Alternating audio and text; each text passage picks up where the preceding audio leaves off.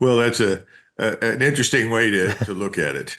We certainly are not invincible, invulnerable, or immune to attack any longer. And we're very vulnerable here inside the United States, thanks to our open borders and more than 52 million people now residing inside the United States who were never born in the United States. We've got a lot of problems, and societal cohesion is much lower than I think it's ever been. This is not the same population that responded, let us say, to Pearl Harbor. We're not the same country we were in 1990 or 91. The armed forces, again, do not have the depth in terms of structure and experience. And more important, I would argue, we don't have the arsenals, in other words, the stocks for logistics and munitions and missiles and rockets that we had in the past. And we don't have the capacity to surge very much. So I think we've been behaving very foolishly, acting as though whatever we do doesn't matter, that no one will fundamentally challenge us. And I think we're wrong. And I think there is a sense right now, not only in the Middle East, but certainly in Eastern Europe, that we are not particularly strong. Well, the military-industrial complex are rubbing their hands at that answer if you get a post in a Trump administration. Is it a case of the money is being badly spent? Or is it because it's the biggest spender on the military in the world? Why is its force posture not better than it is?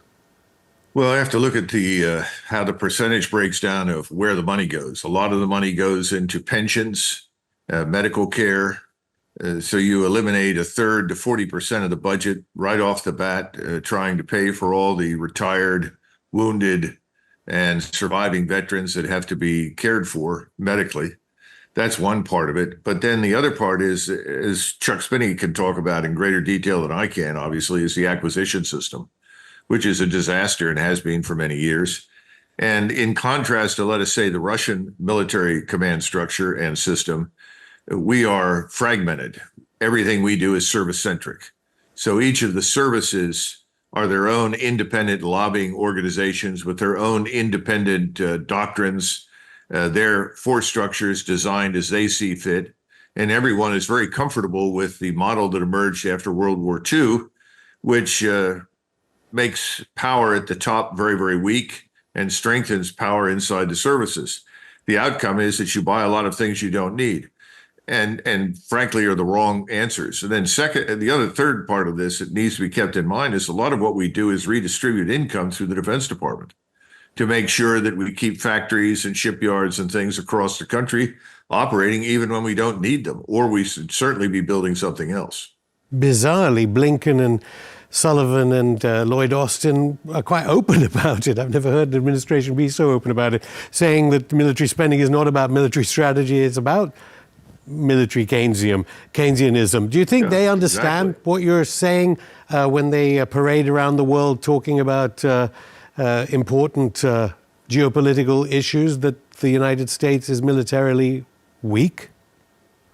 Well, they don't see it through the same lens because they're not viewing it from the standpoint of fighting power. I mean, what have you got that you can commit that's really going to fight and make a difference to the outcome on the conventional level? When you begin to add those figures up and look at those troops that are ready and the equipment that they have, you get a very different picture. That's not their focus or their interest. You got to understand that the State Department, along with the Department of Defense, is essentially in the business of bullying everyone. Bullying not just potential opponents or adversaries, but also bullying allies to do things that we want them to do. Everything that we do is about bullying. We've developed a global financial system designed to bully people into doing the things that we want to do. This is, after all, what people like Xi and Putin and others have complained about. This is why you've got the BRICS rising very rapidly to challenge us, because people are sick of being bullied by us. Most Americans don't know this. They don't understand it. And they cheer. When we talk about war, people have no idea what war means. I mean, I don't know how many times I've talked to people that seem to think that war is something that only happens on other people's soil. So when someone announces, well, we bombed Syria, we bombed Libya, we bombed Sudan, everybody goes, oh, that's great. Or they think their greatness as a nation is being demonstrated by bombing hapless opponents that can't really defend themselves over issues that, for the most part, are irrelevant to us. So it's a complex problem, and it's not surprising that we are reaching the point of implosion. We're overly stretched. We're reaching that destiny that Paul Kennedy talked about in his great book, The Rise and Fall of Great Powers. A lot of the things that I'm saying, you could have said about the Spanish state and its military towards the end, and for that matter, about the British. So who is running the government of the United States of America right now? Now we're getting to the meat of the problem. That's the critical question. And it's clearly not the people you see on television. They are convenient facades, and behind them stand these unknown anonymous people. Many of them are simply huge donors. Most of them are Americans, some of them are not. I mean, it's not a secret by any means that Jake Sullivan and the President of the United States have periodically taken long phone calls from George Soros. As I said the other day, I'd really like to get a hold of the White House phone log over the last 4 years and find out who's been making what decisions. I mean, even when Trump was in office, he made the decision to appoint John Bolton as his national security advisor, someone he did not want and personally disliked and did not agree with. But he received a call from Mr. Adelson, Sheldon Adelson, who was his biggest campaign donor. And Adelson said, please appoint Bolton. And ultimately, Donald Trump complied. Well, I think you have the same thing going on behind the scenes in the White House and obviously on the Hill. Yeah, John Bolton's been on this show a few times. People can watch our interviews with him. Of course, Donald Trump said later that he just wanted him in there to know what he was thinking. But of course, now Trump is being financed by Miriam Adelson, Sheldon Adelson's widow. No sympathy with these politicians, given that it costs $1 billion or more to become president. So they've got to get the money from somewhere, and they've got to negotiate that power play with rich oligarchs, because that's the system in the United States.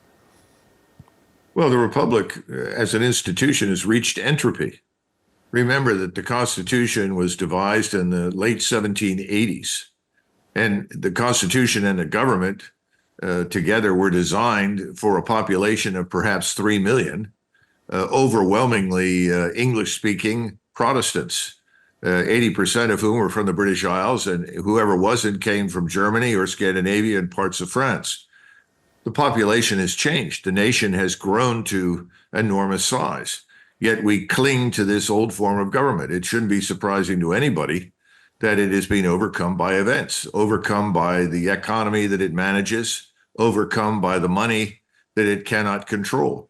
So we're at the end of a long cycle. We need to go through a long period of, I would argue, reform and retrenchment to deal with the problems and the issues that we have at home. But instead, we are being driven overseas. And this is not because this is something the American people want. If you go back through the polling data that starts before the First World War and leads right up until the last couple of years, the majority of Americans, whenever they are asked, always oppose overseas military interventions. They don't want it. They don't support it. So then the question is, well, then why do these things happen? Well, there is a government that doesn't respond to the American people. It responds to donors. And today, Washington is donor-occupied territory. It's as simple as that. Next week, we've got a whistleblower on who was an advisor to the chair of the Joint Chiefs of Staff. Do you think Jake Sullivan is seriously running the White House on these different issues, receiving the call that what happened in Iran, what happened in Lebanon, and then just reacting directly to it? I mean, on those attacks, I don't know what you thought of the fact that Netanyahu was in Washington, and then there was a meeting between the head of the CIA and Mossad in Rome, and then all these attacks started happening. You don't think Joe Biden has any involvement, particularly in the strategy now? No, and I think if you go back and look at Joe Biden over several decades, Joe Biden of 20 years ago or 30 years ago would never have done the things that we've seen him sign off on over the last few years. I mean, this is another point that I made.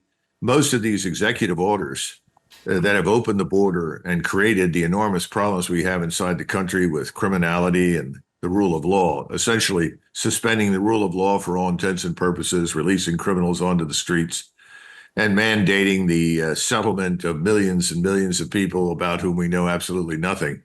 Biden would never have supported those things. So why is he doing it? Well, he's signing effectively whatever is put in front of him. He's a front. He's a facade. And people, I think, have begun to figure it out, but I don't think Americans fully grasp the extent to which their republic has been subverted, largely by huge quantities of money. And right now you have the IT billionaires pushing very hard on Trump's behalf against the uniparty on the left, because right now, if you look at Trump and Kamala Harris and what they're likely to do, the only big difference between the two is his stand on immigration and the border. Okay, Colonel. Almost everything else, they're quite similar. Colonel Douglas Macgregor, I'll stop you there. More from the former senior advisor to the U.S. Secretary of Defense after this break.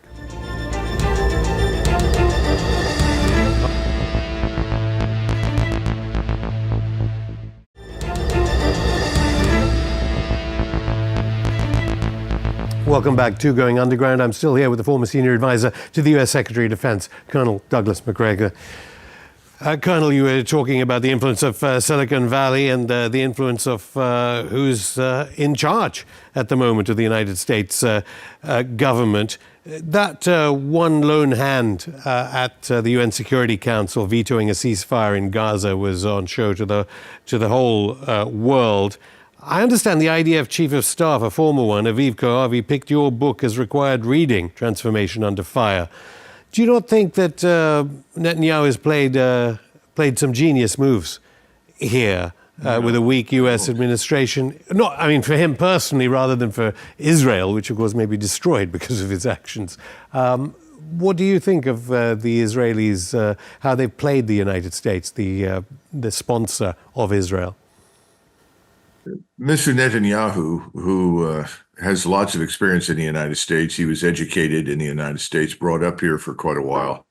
I don't know if you're aware of it or not, but for some time, I don't know if it still exists, there was also a birther movement in Israel, because there were substantial numbers of Israelis who were unconvinced that Mr. Netanyahu had been born in Israel and insisted he was actually born in the United States. I don't know what the answer to that is, but I do know that he understands the way the United States works. He knows that right now he has more control and influence over what we do in Washington, D.C. when it comes to foreign policy and defense policy than anyone who is presiding as president of the United States. The Israeli lobby has achieved something that it set out to do many, many years ago, to effectively have the unconditional backing of the United States government for anything they want to do. So his view is this is not going to last. He's not unreasonable in the sense that he doesn't think this is a permanent condition, but he knows that he's got that kind of control right now. As a result, he is determined to make use of it, which means that this is his moment, the moment for Israel to establish permanent Israeli Jewish military political hegemony over the region, to create not only greater Israel, but to put everyone on notice that they are in charge. And he's doing this because he's confident that he has our backing. Now, what will the United States do and what will it not do? Well, first of all, we're not going to put vast numbers of troops on the ground, largely because we don't have them to commit. But what about, sorry to interrupt, Colonel, but I mean, again, I'm giving Netanyahu a lot more credit. Surely it's clever of him to try and provoke a response that will end up killing U.S. servicemen and women, which will necessitate a U.S. armed response.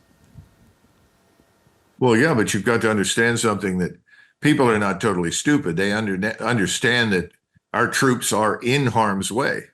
If you go back to the last couple of years of the Trump administration, he wanted to shut down all the bases in Iraq and Syria and get us largely out of the region because he understood just how vulnerable they were. They used to be what we would call tripwires. In other words, you strike one of these and then you bring down the entire U.S. armed forces on you because we've made a commitment through a treaty. That's the way NATO worked for years. That's the way things have worked in Korea. Right now, these troops sitting in those bases are a convenient target set that, if attacked, will help justify the commitment of U.S. military power. What I was trying to say is that the military power we commit cannot be on the ground because we simply don't have the ground forces to commit. So how we respond will be largely a function of our air and naval power, plus special operations forces. But even those are actually overstretched right now. So our response will be missile and air power. And the Israelis are confident that that's all that they need. Well, that is all that they've needed in the past to deal with the Arab states that surround them. But if you include Turkey and Iran in the equation, Iran certainly is in a position to level much of Israel with its rocket and missile arsenal. But then the Turks have one of the largest and most capable armies in the world. They can put within 30 days 2 million men into the field. The last thing the Israelis want to do is to provoke the Turks, but they've already risked that on a couple of occasions. One is in Cyprus, which is a very sensitive issue for the Turks, as you know, and the other is southern Lebanon. And recently, Mr. Erdogan pointed out that southern Lebanon is a very important strategic component of Turkish national security. I think somebody sat him down and said, listen, if southern Lebanon is attacked and Lebanon is destroyed, it's going to have a terrible strategic impact on us. We'll be saddled not only with refugees, but we ourselves could be at risk in this country. So now he has said, if you do this, we will respond. Now, what does the response mean? I mean, thus far, admittedly, Erdogan has been a blowhard, but I think the Israelis have reached the point that they are confronting two very serious possibilities. One is Iran. We know how they will respond. Then the other is Turkey, potentially, if he goes into southern Lebanon. But I think he's decided that with our help, he can master all of it. I think he's wrong. Yeah, Erdogan now talking again with Assad, apparently. But then so we can dismiss the U.S. involvement in the immediate aftermath of the assassinations in Tehran and Beirut, that 2,500 troops were going to come on amphibious vehicles. What did you make of that announcement in the context of the entire global South fearing a wide West Asian war? It's ridiculous. I mean, if we put any number of Marines on the ground over there, and they're small numbers, obviously they're going to take casualties. They could easily be defeated depending on how the opponents respond. This is not 1991. And I think that's another huge problem. It's a problem, I would argue, even for President Trump. Washington lives on kind of a fantasy island where everybody fails to note that the world has, in fact, profoundly changed over the last 30 years. You know, you and I can sit here and talk about a resurgence of strength and power and productivity in much of the world that we have not seen since the 14th or 15th centuries. Americans have no notion that there was once a Persian Empire. They know nothing about the Ottoman Empire. They don't understand that for most of human history, China was the richest country in the world. You tell that to an American and he's, what? What are you talking about? That's our problem. People in Washington don't see the changes. There is no appreciation for the strategic implications of their actions. And everything is being put at risk unnecessarily. And it's Mr. Netanyahu is doing that both to Israel as well as to U.S. interests. The United States will survive. The United States is a large country. We can always disengage. We can pull back. That's what we do when things don't go our way. What happened when the Vietnam War ended and we lost? We left and we never went back. We can do that because we're primarily an aerospace or naval power. The Israelis have nowhere to go. So this is a very dangerous course of action for Mr. Netanyahu. He's tempting the tiger to come in and actually eat him. Well, one part of one continent arguably may not survive to the war in Europe, the so-called old war, but obviously newer than Chinese civilization. What do you think about any impetus from Russia to try and end the war before the November elections in the United States? Well, Russia wants to end the war, and I think it ultimately will. It'll end on terms that Russia stipulate. I think the Russians have exercised a great deal of patience, and for the most part, it's paid off. The last thing Mr. Putin wants is a direct confrontation with the United States and NATO. And let's face it, the United States is NATO. So if he can avoid that, he will continue to do so. From his vantage point, he looks at various factors. Number one, why push the envelope when you've got, at least in theory, an election coming in November that might change the attitude of Washington, at least insofar as the White House goes? So why not wait before you go full steam ahead in a place like Ukraine? The second thing is, Why not wait and watch the European governments collapse and fall? They're dealing with far more serious issues connected with immigration, deindustrialization, denationalization, essentially the destruction of the West. Why not wait a bit for that to have an effect? What is to prevent future European governments that fall from being replaced by those that say, look, we want out. We want an end to this, especially if you look at Germany, which is in a state of almost complete economic destruction. So I think he looks at those two things. And then finally, he sees that we're willing to embroil ourselves in the Middle East. Talk about being overstretched. We've been fighting on Russia's doorstep. Russia can fight all day long, all month long, and for decades on its doorstep. We cannot. I mean, it's like us fighting in Mexico. Easy. No challenge whatsoever, logistically or in material terms or military terms. That's not the case in the Middle East for us, and he knows that. We're already weakened, seriously. We've done enormous damage to ourselves in Egypt. All you have to do is look at Mr. Sisi's position. We have been doing everything in our power to help him, and we've been promising him the sky if he sticks with Israel and the United States. If he does much longer, he may not remain in power. And that's the other danger right now to many of the states that have cooperated with us in the past. If they stick with us and our policy towards Israel, they risk being removed. In other words, everything is shifting against us. And no one in Washington either cares or is interested because, after all, we're the center of the world. We're the world's great superpower. Who can challenge us? I mean, just think of the arrogance and ignorance that frames what I just said. Just finally then, and I should say, we'll have to leave it to immigration the next time we speak to you. Immigration arguably from the, as a consequence of all the US foreign policies that have been enacted. Why do you think, finally, it is that so many are now prepared to speak out?